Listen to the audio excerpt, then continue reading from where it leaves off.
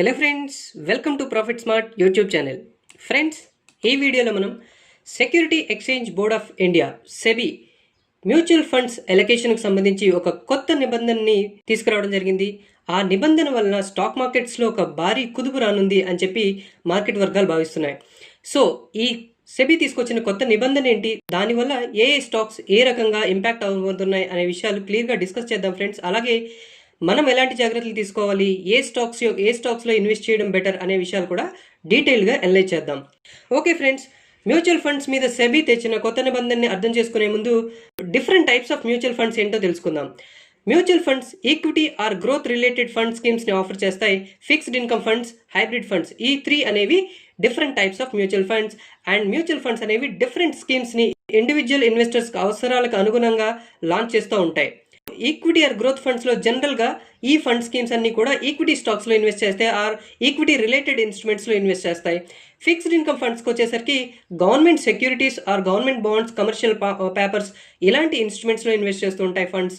Hybrid ఫండ్స్కి వచ్చేసరికి both equity and fixed income ఫండ్స్లో ఇన్వెస్ట్ చేస్తాయి, సో దట్ ఇన్వెస్టర్స్కి ఒక బ్యాలెన్స్డ్ గ్రోత్ ఇచ్చే అవకాశం ఉంటుంది కాబట్టి.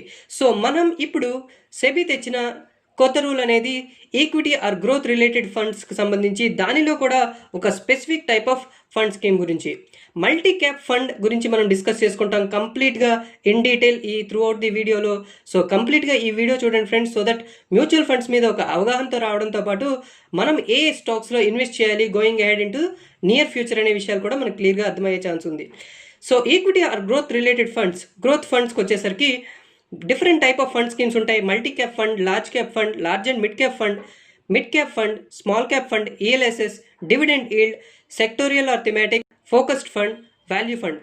ఈ స్కీమ్స్ గురించి కంప్లీట్ డీటెయిల్స్ మీరు తెలుసుకోవాలనుకుంటే కామెంట్ సెక్షన్లో మెన్షన్ చేయండి, వాటి గురించి సెపరేట్ వీడియోలో డిస్కస్ చేస్తాను.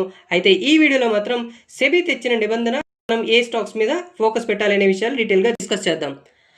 ఓకే ఫ్రెండ్స్, సెబీ తెచ్చిన కొత్త రూల్ ఏంటో చూద్దాం. ఇప్పటిదాకా ఒక మ్యూచువల్ ఫండ్ ఒక ఫండ్ స్కీమ్ కోసం లెటర్ సపోజ్ 100 crores రైట్ చేసింది అనుకుందాం. దానిలో 65% at least equity or equity related ఇన్స్ట్రుమెంట్స్లో ఇన్వెస్ట్ చేయాల్సి ఉంటుంది. 35% మాత్రం మేబీ డెట్ ఆర్ అదర్ ఇన్స్ట్రుమెంట్స్లో కూడా ఇన్వెస్ట్ చేసుకోవచ్చు. Debt or gold, any other ఇన్స్ట్రుమెంట్లో ఇన్వెస్ట్ చేసుకోవచ్చు. 65% మాత్రం ఈక్విటీ ఆర్ ఈక్విటీ రిలేటెడ్ ఇన్స్ట్రుమెంట్స్లో ఇన్వెస్ట్ చేయాల్సి వస్తుంది. దానిలో 65%లో కూడా but certain percentage of allocation అయితే ఏం లేదు. ఇప్పటిదాకా ఒక పర్టికులర్ పర్సెంటేజ్ లార్జ్ క్యాప్కి ఎలకేట్ చేయాలని చెప్పి, లేకపోతే స్మాల్ క్యాప్కి కానీ మిడ్ క్యాప్కి కానీ ఇంత ఎలకేట్ చేయాలని మాత్రం ఏ నిబంధన అయితే లేదు. కానీ సెబీ తెచ్చిన కొత్త రూల్ ప్రకారం అట్లీస్ట్ 75% ఆఫ్ కార్పస్ ఫండ్ని ఈక్విటీ ఆర్ ఈక్విటీ రిలేటెడ్ స్కీమ్స్లో ఇన్వెస్ట్ చేయాల్సి వస్తుంది. అండ్ ఈ 75% కూడా 25% లార్జ్ క్యాప్లో, 25% మిడ్ క్యాప్లో, 25% స్మాల్ క్యాప్లో ఎలకేట్ చేయాల్సి వస్తుంది.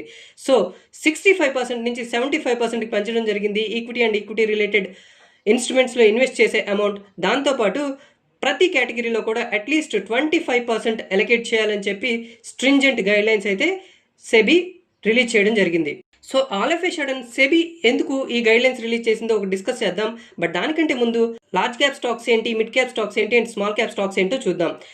మార్కెట్ క్యాపిటలైజేషన్ బేసిస్ మీద ఈ డివిజన్ అనేది జరుగుతుంది. అసలు మార్కెట్ క్యాపిటలైజేషన్ అంటే ఏంటి? Total number of out standing shares multiplied by share price. అంటే ఒక ఇండివిజువల్ షేర్ ప్రైస్ ఎంత ఉందో దాన్ని టోటల్ నెంబర్ ఆఫ్ షేర్స్తో మల్టిప్లై చేసే వచ్చే టోటల్ అమౌంట్ని మనం మార్కెట్ క్యాపిటలైజేషన్ అంటాం. సో ఈ మార్కెట్ క్యాపిటలైజేషన్ బేసిస్ ఆధారంగా టాప్ 100 కంపెనీస్ లార్జ్ క్యాప్ కంపెనీస్గా వ్యవహరిస్తాం. తర్వాత 101 నుంచి 250 వరకు అంటే నెక్స్ట్ 150 కంపెనీస్ని మిడ్ క్యాప్ స్టాక్స్గా వ్యవహరిస్తాం. ఆ తర్వాత 250 పైన ఉన్న అన్ని కంపెనీస్ యొక్క స్టాక్స్ని కూడా స్మాల్ క్యాప్ స్టాక్స్గా వ్యవహరిస్తాం. సో ఇది సెబీ గైడ్లైన్స్ ప్రకారం AMFI అంటే association of mutual funds in India, AMFI ఇయర్లో 2 times ఈ కేటగిరైజేషన్ యొక్క లిస్ట్ ఇవ్వడం జరుగుతుంది. జనవరిలో ఒకసారి, జూలైలో ఒకసారి. ఆ లిస్ట్ ఎక్కడ ఉంటుంది, దానికి complete list of stocks division ఎలా ఉంది అనే డీటెయిల్స్ కంప్లీట్గా సంబంధించి AMFI యొక్క లింక్ని ఈ వీడియో యొక్క డిస్క్రిప్షన్లో నేను ఇస్తాను, మీరు చూడొచ్చు friends. So all of a sudden SEBI ఈ గైడ్లైన్స్ని ఎందుకు తీసుకొచ్చింది అండ్ తీసుకురావాల్సిన అవసరం ఏమొచ్చింది అని చాలామందికి క్వశ్చన్ ఉండొచ్చు. సెబీ చాలా డేటాను అబ్జర్వ్ చేసిన తర్వాత మల్టీ క్యాప్ ఫండ్ అని పేరైతే పెడుతున్నారు ఈ ఫండ్ హౌసెస్ అన్ని కూడా, కానీ వాటి ఎలకేషన్ మాత్రం కంప్లీట్గా లార్జ్ క్యాప్స్ వైపే ఉంది. Almost 70% total fund value large cap స్టాక్స్లో ఇన్వెస్ట్ చేస్తున్న ఫండ్ మేనేజర్స్ అందరూ కూడా అండ్ ఓన్లీ 22% మిడ్ క్యాప్స్లో అండ్ 8% మాత్రమే స్మాల్ క్యాప్స్లో ఇన్వెస్ట్ చేస్తున్నారు. ఒక ఇండివిజువల్ ఇన్వెస్టర్ మల్టీ క్యాప్ ఫండ్లో ఇన్వెస్ట్ చేశారంటే వాళ్ళ ఉద్దేశం ఏంటంటే డైవర్సిఫై ఉంది, వాళ్ళ పోర్ట్ఫోలియో కంప్లీట్గా బ్యాలెన్స్డ్గా ఉంది అని చెప్పి ఇన్వెస్టర్ ఎక్స్పెక్ట్ చేస్తారు. బట్ సెబీ మాత్రం ఈ డేటా చూసిన తర్వాత నేమ్కి తగ్గట్టు అంటే మల్టీ క్యాప్ ఫండ్ నేమ్కి తగ్గట్టు ఈ స్కీమ్స్ అయితే వాళ్ళ ఫండ్ని అలొకేట్ చేయట్లేదు అని చెప్పి భావిస్తుంది. అందుకోసమే ఈ కొత్త గైడ్ లైన్స్ అయితే తీసుకురావడం జరిగింది. సో ఈ గైడ్ లైన్స్ వల్ల వచ్చే ఇంపాక్ట్ ఏంటో చూద్దాం friends. So total fund houses అన్నీ కూడా వాళ్ళ పోర్ట్ఫోలియోస్ని రీబ్యాలెన్స్ చేయాల్సిన అవసరం అయితే డెఫినెట్గా ఉంది. ఎందుకంటే మనం ఇప్పుడే మాట్లాడుకున్నాం 70% లార్జ్ క్యాప్కి ఇన్వెస్ట్ చేస్తున్నారు వాళ్ళు, ఓన్లీ 22% మిడ్ క్యాప్ అండ్ 8% మాత్రమే స్మాల్ క్యాప్ అని చెప్పి. సో ఖచ్చితంగా 25% ఈచ్ కేటగిరీలో ఉండాలి. కాబట్టి even mid cap and small క్యాప్లో కూడా వాళ్ళు 25% ఇన్వెస్ట్ చేయాల్సి వస్తుంది. సో దీనివల్ల వాళ్ళు కంప్లీట్గా పోర్ట్ఫోలియోస్ని రీబ్యాలెన్స్ చేయాల్సిన అవసరం అయితే ఉంది. ఓకే, సో ఇప్పుడు వాళ్ళ ఉన్న టోటల్ ఫండ్లో లార్జ్ క్యాప్లో ఏదైతే ఇన్వెస్ట్ చేశారో కొంత పోర్షన్ అమ్మాల్సి వస్తుంది and mid caps and small cap స్టాక్స్ని బై చేయాల్సి వస్తుంది. సో ఓవరాల్గా కొన్ని లెక్కల ప్రకారం అయితే 40,700 కోట్లు 40,700 crores లార్జ్ క్యాప్స్ నుంచి తీసి అట్లీస్ట్ 13,000 crores మిడ్ క్యాప్స్లోను 27,700 crores స్మాల్ క్యాప్స్లోను కూడా ఇన్వెస్ట్ చేయాల్సిన అవసరం అయితే కనిపిస్తుంది. So huge amount large caps నుంచి మిడ్ క్యాప్స్ అండ్ స్మాల్ క్యాప్స్లోకి ఫ్లో అవుతుందని మనం చెప్పుకోవచ్చు. డెఫినెట్లీ బ్రాడర్ మార్కెట్స్కి అయితే ఇది ఒక పాజిటివ్ మొమెంటం కలిగించే అంశం and mid caps and small క్యాప్స్లో స్ట్రాంగ్ మొమెంటం వచ్చే అవకాశాలు అయితే క్లియర్గా ఉన్నాయి నియర్ ఫ్యూచర్లో. సో ఫండ్ హౌసెస్ చెప్పే ఛాలెంజెస్ ఏంటి, ఫండ్ హౌసెస్ వాళ్ళు ఫేస్ చేసే ఛాలెంజెస్ ఏంటి నియర్ టర్మ్లో అనేది చూద్దాం. బేసిక్గా ఏ ఫండ్ స్కీమ్నైనా లాంచ్ చేసేటప్పుడు మల్టీ క్యాప్ ఫండ్లో జనరల్గా పబ్లిక్ ఇన్వెస్ట్ ఎందుకు చేస్తారంటే వాళ్ళ పోర్ట్ఫోలియో డైవర్సిఫైడ్ ఉంటుందని చెప్పి. ఎప్పుడైతే సెబీ ఈ రిస్ట్రిక్షన్ అయితే ఎప్పుడైతే పెట్టిందో the whole unique selling point of multi cap fund అనేది పోయే అవకాశాలు ఉన్నాయి. సో మేజర్గా దీని మీద అంటే ఫండ్ మేనేజర్కు ఉండే ఫ్లెక్సిబిలిటీ తగ్గిపోయే అవకాశాలు ఉన్నాయి. Next, liquidity in small cap is a big challenge. Small caps is a big challenge. ఎందుకంటే లిక్విడిటీ అంత ఉండకపోవచ్చు. ఎందుకంటే స్మాల్ క్యాప్స్లో డెఫినెట్గా 25% ఆఫ్ టోటల్ ఫండ్ ఇన్వెస్ట్ చేయాలని చెప్తున్నారు. బట్ అంత లిక్విడిటీ లేకపోవడం వల్ల నియర్ టర్మ్లో ప్రైస్ అనేది సర్జ్ అయ్యే అవకాశాలు ఉన్నాయి. So most of the fund హౌసెస్కి కాస్ట్ ఆఫ్ ఇంపాక్ట్ ఎక్కువ ఉండే అవకాశాలు ఉన్నాయి. కాస్ట్ ఆఫ్ ఇంపాక్ట్ అంటే స్మాల్ క్యాప్స్లో లిక్విడిటీ ఉండకపోవడం వల్ల అండ్ డిమాండ్ ఒక్కసారి పెరగడం వల్ల ప్రైసెస్ అనేది సడన్గా షూటప్ అయ్యే అవకాశాలు ఉన్నాయి. దీన్ని ఇంపాక్ట్ కాస్ట్ అంటాం మనం. సో ఇది ఒక మేజర్ ఛాలెంజ్ అని చెప్పుకోవచ్చు. అలాగే ఫండ్ స్కీమ్స్ పర్ఫార్మెన్స్ సఫర్ అయ్యే ఛాన్సెస్ ఉన్నాయి. ఎందుకంటే మనం లార్జ్ క్యాప్స్లో స్ట్రాంగ్ పర్ఫార్మెన్స్ చూస్తూ ఉంటాం. లార్జ్ క్యాప్స్ స్ట్రాంగ్ పర్ఫార్మ్ చేసే లార్జ్ క్యాప్స్ నుంచి ఫండ్ తీసి స్మాల్ క్యాప్స్లో పెట్టడం వల్ల కొన్నిసార్లు ఈ ఫండ్ స్కీమ్స్ ఏదైతే ఉన్నాయో వాటి పర్ఫార్మెన్స్ డిక్రీజ్ అయ్యే ఛాన్సెస్ కనిపిస్తున్నాయి. అలాగే ఇన్వెస్టర్స్ మల్టీ క్యాప్ ఫండ్స్ ఎప్పుడైతే ఈ రిజిట్ మూమెంట్స్ వస్తాయో, ఇలాంటి చేంజెస్ ఎప్పుడు వస్తాయో ఇన్వెస్టర్స్ మల్టీ క్యాప్ ఫండ్స్ నుంచి వాళ్ళ మనీ తీసుకొని లార్జ్ క్యాప్ ఫండ్స్లో ఇన్వెస్ట్ చేసే అవకాశాలు ఉన్నాయి. సో మల్టీ క్యాప్ ఫండ్స్ వైపు ఇన్వెస్టర్స్ పెద్ద మగ్గు చూపకపోవచ్చు. దీనివల్ల మనకి మార్కెట్స్ కొంచెం వాలటైల్గా అయ్యే అవకాశాలు ఉన్నాయి. బెంచ్ మార్క్స్ కూడా కొంచెం వాలటైల్గా కనిపించే సూచనలు అయితే కనిపిస్తున్నాయి. సో ఈ సెబీ కొత్త గైడ్ లైన్స్ ఇంప్లిమెంట్ చేయడానికి ఫండ్ హౌసెస్కి ఏమైనా టైం లైన్ ఉందా అంటే, యాంఫీ ఇదివరకు చెప్పుకున్నాం మనం ఇయర్లో 2 times పబ్లిష్ చేస్తుంది ఈ large cap, small cap and mid cap list అని చెప్పి. ఒకసారి జనవరి 1st వీక్లో అండ్ జూలై 1st వీక్లో.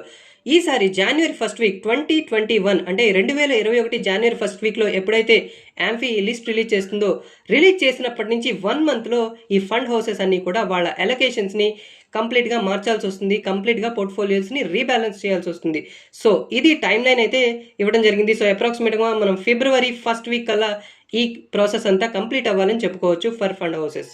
సో మన టేక్ ఏంటి, కొత్త నిబంధనల వల్ల స్టాక్ మార్కెట్స్లో ఏ పర్టికులర్ స్టాక్స్ స్ట్రాంగ్గా పర్ఫామ్ చేసే అవకాశం ఉందో ఇప్పుడు డిస్కస్ చేద్దాం.